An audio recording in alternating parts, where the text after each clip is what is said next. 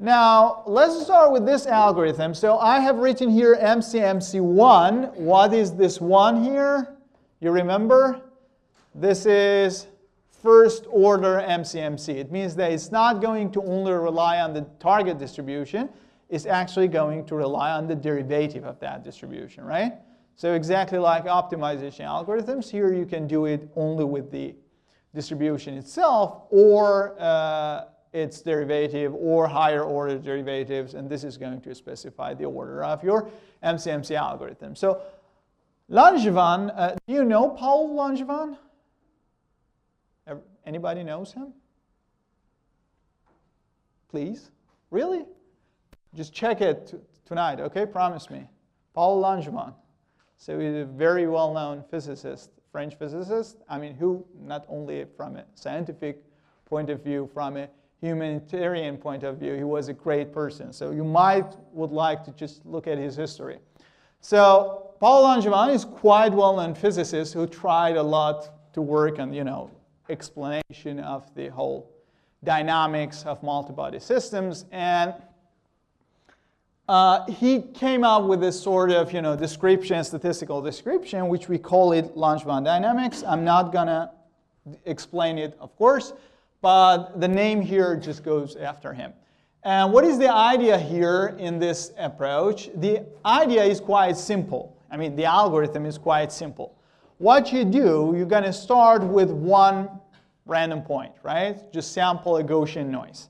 And that is an easy to sample distribution. You get this x0, whatever x0 is, so you start with one random point, and then you're going to specify one converging series. And by converging, you're going to see what do I mean, but it means that those epsilon t values are going to drop as t goes further, right? And they should drop with some sort of, Robinson conditions, but we're not going to talk about it. This is a typical, series condition. But they need to have a specific, rate of decay. They cannot be any rate, okay?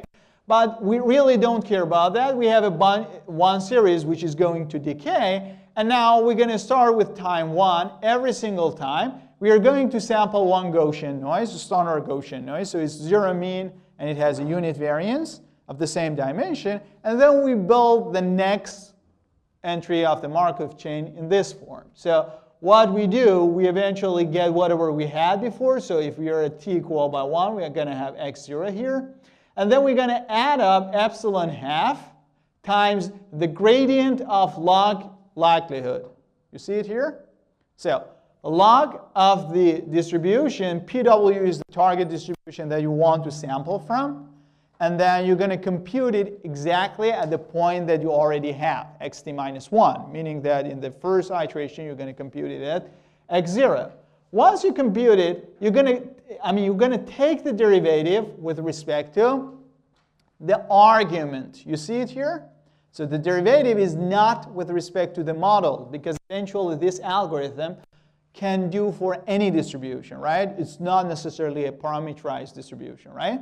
So that PW here, you just ignore W right now. Any P could just sit here. And what you need here is the gradient with respect to argument, right? X, the variable of that distribution. And then you're going to add up the square root of the same epsilon times the Gaussian noise. Okay? So what you're doing, you're starting from random point. And each time, you're somehow playing around with the mean value of that point using this, gradient of the log likelihood. And then you're adding a bit of randomness into it, right? So it's going to randomly change around it. And given the fact that Gaussian distribution is quite rich, if you keep on doing it for enough number of times, and if your epsilon has a kind of, a set of mild conditions, then this algorithm going to converge you to one sample which looks like a sample from the target distribution. Okay? So why this is happening? I mean, there is a bit of physics behind it.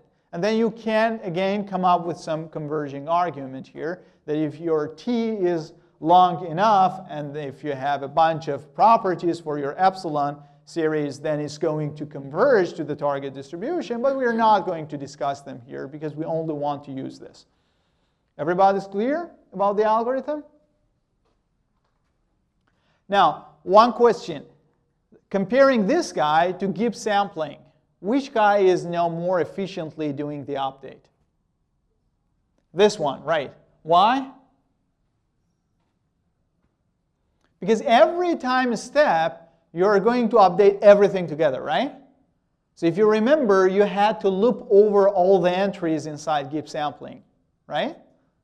So in the Gibbs sampling, you start sampling the first entry, then you go for the second entry condition to anything else, third entry condition to anything else. So every time step, you had to loop over D, right?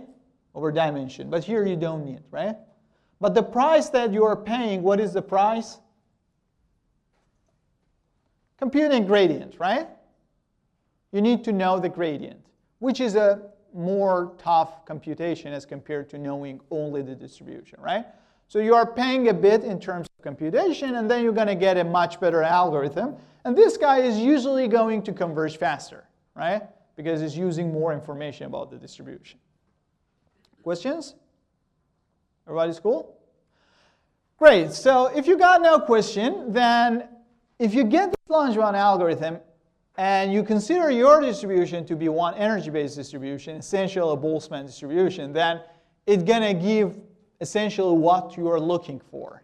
And what is that? Let's take a look here. So say that I have a Boltzmann distribution, right? It means that this PW, the target distribution that I'm trying to sample from, is of this form, right? This is the Boltzmann form.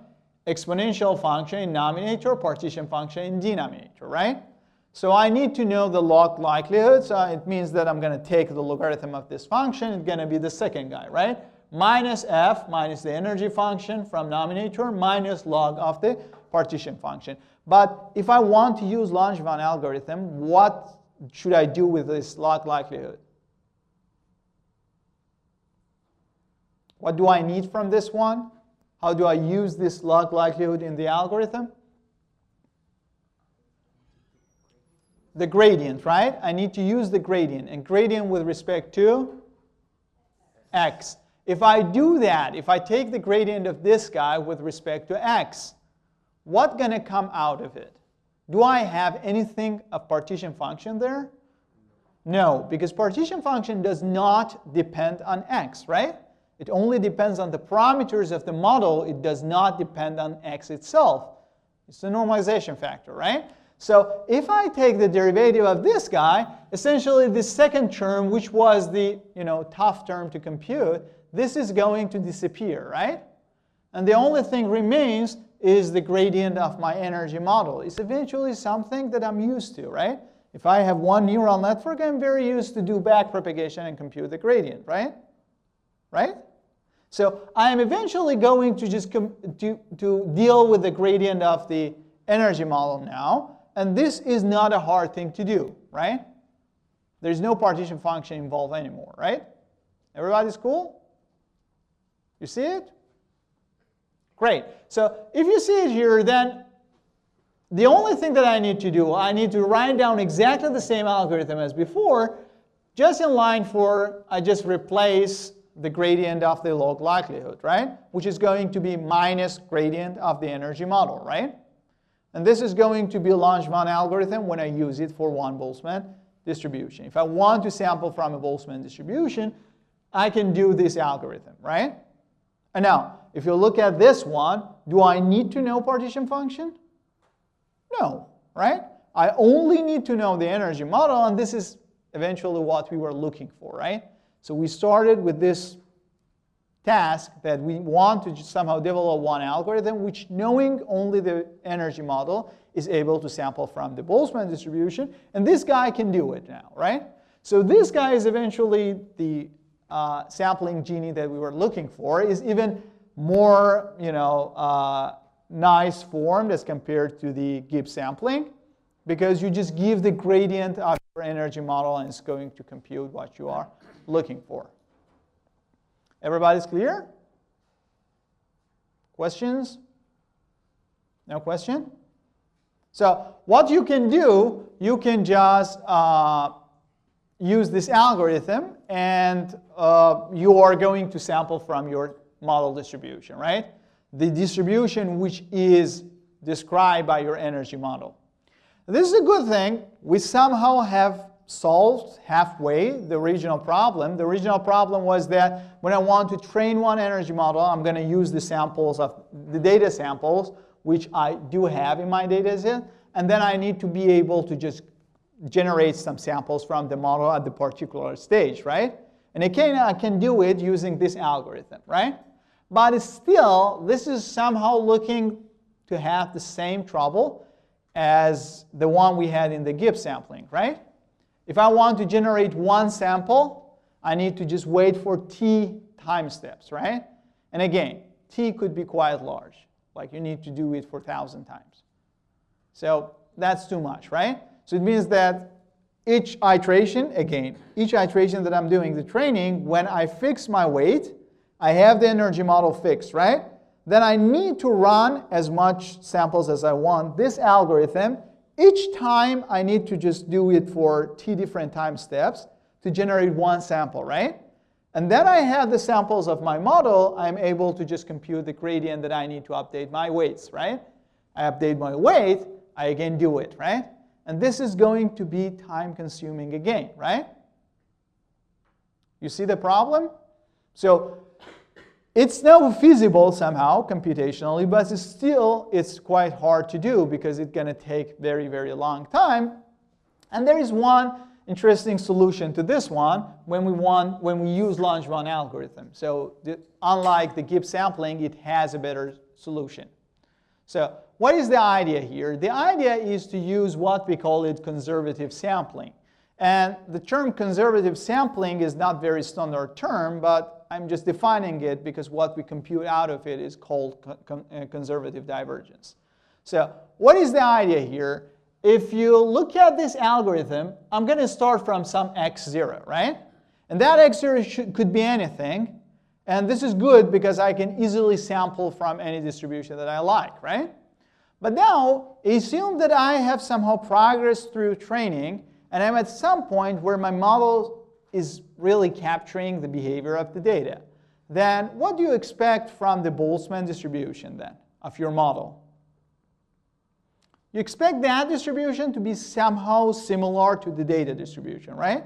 Not that far away from the data distribution, correct? If that Boltzmann distribution is really modeling your data distribution, then once you have trained enough number of epochs, then it should get close, right? Now, if you want to start from one sample and then you process it inside the Markov chain to get the model sample that you want, what is the best sample to start with? Data sample, exactly. Because the data sample is coming from data distribution, which supposedly is close to your model distribution, right? And this is what we call it conservative sampling, because like we are not risking anything, right? We're taking our data sample. We're not going far away from our distribution, right? So this is the idea. So what we can do what we call conservative sampling. So we from one data sample, which is coming from the data distribution. And given that we assume that our model is somehow trying to capture the data distribution, then probably we need to do just a few steps in time in order to get into a sample which is approximately the model sample, okay? And then we can somehow write down the conservative sampling algorithm. This is exactly the same thing as we did in the previous slide. So this is exactly Langevin dynamics with energy model that we had. The only difference here is that for the start point, we're going to take one x0, and typically we choose x0 to be the data sample, right? You use data sample, you start from that point, and you just do k steps in time to get the model sample. Everybody's clear? Questions? No question? So it somehow makes sense that be conservative in that sense, because at the end of the day, we want to get our model close to the data distribution, right? So it's good to just work around the data distribution instead of just shooting one random point in this space. So if we do that, then the training at least can be effectively quite fast, right? Because each time that you want to do the training, you have one batch of data sample, right? In every single iteration, you have a batch of data samples. So from every single one, you can do just a few steps of Langevin dynamics, and then you're going to get into a model sample. Then you use these two guys to update your model, and again, you get the new model, the new updated distribution, energy model, sorry, and then you keep on repeating this till your model converge, right? This is what we call it conservative training for these models, right? So training by conservative divergence, the idea is basically to use the general algorithm I told you, but for sampling from model distribution, you just use conservative sampling. So if we want to write it down in form of one algorithm, well, we're going to start with one model, say W, and then we're going to get into a loop where we are doing multiple epochs to just train our model. Now, within that loop, every time that we sample one batch, we have n different data points. We don't need to directly sample from the model anymore because those points are going to be the start points, right? Those data samples are going to be the start data points, and then we just do a few steps of Langevin dynamics on it, right? So what we're going to do, we're going to get into the loop, the batch loop, and inside this loop, every single xj that I have, I'm going to just do k steps of conservative sampling. Then I get my model sample, right? And now I have data sample, I have the model sample, I have whatever I need, right? So I need to just do backpropagation over my energy model to compute two different gradients, once at the point of the data sample, once at the point of the model sample, and then I compute the difference, right? This is what we usually call it conservative divergence, and because this is somehow computing the difference between the gradients of the points computed by conservative sampling, right? And once we have this is one sample gradient that we're going to use for updating our model, right? You just do it for the whole batch, then you update your weight. And when you want to update, you exactly use those conservative divergences, right? You update, then you get the new model, right? You again go and repeat this loop. And you keep on going till you converge, and finally you're going to give your trained model out. Yes? Can this idea also be applied to GIPS sampling? The point in the GIPS, I mean, you can do that, but the point in the GIPS sampling is that it doesn't use the same nice property as you do here. I mean, here what you are doing, you exactly compute that, gradient of the energy function at the particular point, right? But in GIPS sampling, you always condition to anything else, right? So when you go over the dimension, you already just change the whole data sample, right? But wouldn't it be better to have like a better starting point? It could be, yes, but since typically we use GIPS sampling for binary sampling, like the Boltzmann machine, that is going to be less effective. But yes, I mean, definitely, I cannot say for sure, but I guess if you just do the same thing, there you're going to, again, benefit from faster convergence, but it's not going to do as good as this guy is doing, because this is really using the gradient, and that is somehow telling you which direction you should go to get faster to the data distribution. But yeah, I mean, this is a fair claim that if you do the same thing there, you're going to benefit. Questions? No question? So do you know who proposed this idea first time? The godfather of machine learning, deep learning? Geoffrey Hinton. Yeah, this was his idea, 2002 actually, and quite early, right? Yeah, he came up with this idea. It's a very interesting paper he authored himself. I think I put it, yes, I put it in the reading list. You can take a look. It's interesting to see how he thinks about this problem. But yeah, it's actually the point where somehow people started later on to get into what we nowadays now have diffusion models. So one thing here, one crucial point is that you can use conservative sampling when you are doing training, because in the training you have data sample, right? You have one data sample to start from, and you do k steps of conservative sampling. But when you are generating a new sample, well, you don't have it, right? In that case, you cannot use conservative sampling. It doesn't make sense, right? If I have the image from C4, why should I really do sampling anymore starting from that point, right? I want to be able to generate one C4 image from nothing, right? And at that point, you actually cannot do conservative sampling. It doesn't make sense. Like, your model is supposedly able to generate new samples without knowing any sample anymore, right? And to do that, you typically do the standard, energy-based sampling, like standard Langevin dynamics, starting from the Gaussian noise. So typically, you start from some Gaussian noise, and then you try to what we call it denoising, right? You just try to remove the noise somehow in a way that you end up with the sample that you want. Like, you start from pure noise, and then eventually you just process it to get the right image that you want, right? And now you can see that if you're using such algorithm for training and sampling, sampling is going to take longer time as compared to every single sampling inside the training loop, right? And this is simply because in the training loop, you have the ground truth. You have the data sample, so you start from that point to sample, and that is going to be quite fast, just k steps in time. But when you want to do the new sampling, to just generate new data sample, then eventually you need to do it for a very long time till it really denoises everything perfectly. Everybody's clear? Questions? No question? Okay.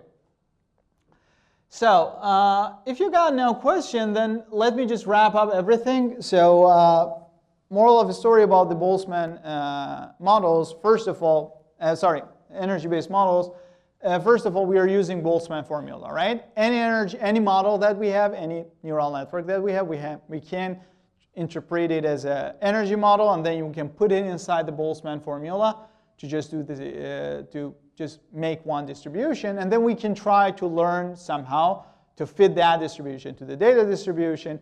One thing that is clear here is that these models are somehow not easy to sample. Even if we use this, Langevin algorithm, at the end of the day, you need to spend a lot of time. And whatever you do, you're doing approximate sampling, right? You cannot exactly get, because t needs to go really to infinity if you want to get exact sample, right? But well, it's going to work fine if t is long enough, things like this, right? But at the end of the day, it's not as easy and straightforward as, for instance, in the autoregressive models, right? So sampling is hard. Here, it's, if you want to do directly, no way to do it, but we can do approximate approaches. Mainly, we use MCMC approaches, but again, MCMC approaches are time-consuming. For training, if you use tricks like conservative sampling, we can get around this problem, but for generation, we still have a bit of trouble in generating, right? We need efficient algorithms, and sometimes they really don't work, yeah? Simply, they don't work. Now, this is one point, and the other point is regarding the training. In training, we eventually can come up with this conservative sampling algorithm, which is going to help us efficiently train these models. Now, one thing here to know, you might hear, like, you go out and do some search, and then you see that, well, there are lots of, lectures or surveys which talk about energy-based models based on the latent space, okay? So latent space energy-based models. And this is totally fine, but to me, this is a bit old-fashioned, because not really we use them anymore. Like, we have more sophisticated approaches to do that. We're going to talk about latent space just after, shortly. But the point that I wanted to mention here is that you can somehow embed the latent space idea after you learn it here to energy-based models. So if you are interested to see how latent space is introduced to energy-based model, you can take a look at RBM, restricted Boltzmann machine. This is like the extension of the classic Boltzmann machine to the case where you have latent space. But we're not going to really discuss it here because they are not anymore that much practical. So, but just in case that you are interested. This is one thing. Another thing that you might come as a question, a following question to what I said already. So if they are not practical, what is your problem? Yeah? And this is a very valid question. As I told you, this is very important to know how this, for example, conservative sampling works, why we need to do sampling, how does this, Monte Carlo approach is going to send us towards the data sample. And the reason is that diffusion models, which are the trend right now, they are actually using these foundations, adding a few tricks into it to work. Okay? So somehow you could say that the diffusion models are the root original idea, the energy-based model are the root original idea which introduced the diffusion models. Okay? And now one simple analogy here that you can see is the Brownian motion idea. I mean, the Brownian motion was the idea which was trying to explain the diffusion process. And then eventually Langevin dynamics was trying to explain that Brownian motion. So it was coming out of that idea. So that algorithm that you're already using for sampling, that is somehow talking about diffusion, right? And diffusion models basically do that. And this was the key point which used by Langevin. I don't know if you know him. He's a quite well-known figure in computer science. So in 2005, looking at this idea, he came up with this idea that, well, eventually we don't really need to, in that Boltzmann formulation or energy-based formulation, we don't really need to go after the distribution exactly. Rather, we need to just look at the gradient with respect to x of the log likelihood. And this is what we call a score function. Not that it was introduced at that point of time. Like, score function is a quite well-known thing.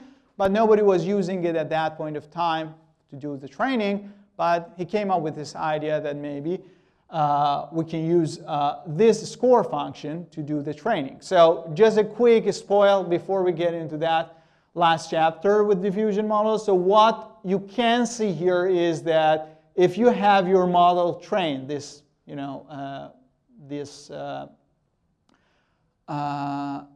model distribution, PW, if you have it trained, then you can eventually generate one sample using the Langevin dynamics, right? And this guy only needs the gradient of the log likelihood, right? This means that if at the very first you could somehow manage to learn the gradient of log likelihood, you eventually could do the sampling, right? You don't know to need explicitly what is the distribution itself. You need to know this function, right? This is what we call it score function. And the whole thing is that if I know this is score function S, I can just replace it here and generate one sample, right? I can do it by this dynamics here. And this is what the Langevin was looking into. So he said, okay, if I want to really do the training, maybe I can think of this model for the score function, SW. Again, I model it with some computational model, right? One neural network, which is mimicking my score function. And if I could have access to the true score function, which is eventually the same thing when I replace the data distribution here, and if I could match these two to look the same, then I'm over, right? So I just need to get one model for the score function. I try to match it to the true score function. And once I have it matched, then I have the score function. I put it inside this Langevin algorithm. And as you start to generate new samples, right? So this was the idea of score matching. And the key point happened in 2005 was that they came up with this idea that eventually, again, you can somehow estimate this guy very efficiently using data samples. So you don't really need to know exactly what is the true score function. You can estimate it, exactly like what we do using maximum likelihood to minimize the KL divergence, right? There also, we don't need to know the data distribution, right? We just estimate the KL divergence using our data samples. So they came up with the same result here, and they said, okay, maybe we can just minimize that estimated difference, right? And this is what we call a score matching, and basically this is what diffusion models are using right now, okay? So we're going to talk about it later in chapter 5, but, or I guess chapter 6, probably I'm wrong here. Yeah, chapter 6. But anyways, we're going to talk about it later, but I just wanted to tell you why we had this discussion here, because these discussions are going to really ease everything when we want to talk about diffusion models. Questions?